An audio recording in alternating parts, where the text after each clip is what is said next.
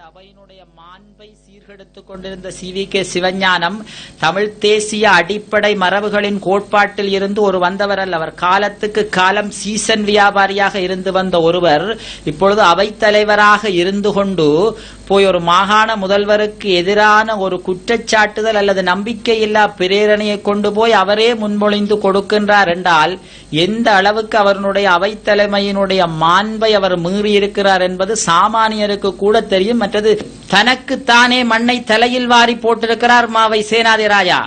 அதாவது அடிப்படை கட்சி கட்டமைப்போடு இருந்த இலங்கை தமிழரசு கட்சியை அழித்து சின்னாபின்னமாக்கிய பெருமை திருவாளர் மாவை சேனாதிராஜா அவர்களையே சாரும். ஏனென்றால் சி.வி.கே. சிவஞானத்தின் பதவி மோகத்துக்கு இந்த கட்சியை குழி தோண்டி புதைத்து விட்டார்கள் என்றே நாங்கள் எண்ணக்கூடியதாக இருக்கிறது.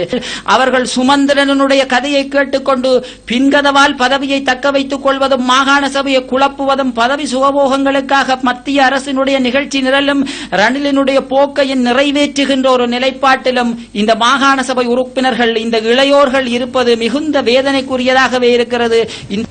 தமிழரசு கட்சி மற்றும் எதிர்க்கட்சியோடு இணைந்து முதலமைச்சருக்கு எதிரான ஒரு தீர்மானத்தை நம்பிக்கையில்லா தீர்மானத்தை கொண்டு வருவதற்கான நடவடிக்கைகள் எடுக்கப்பட்டிருப்பதாக ஊடகங்களூடாக தெரிவிக்கப்படுகிறது.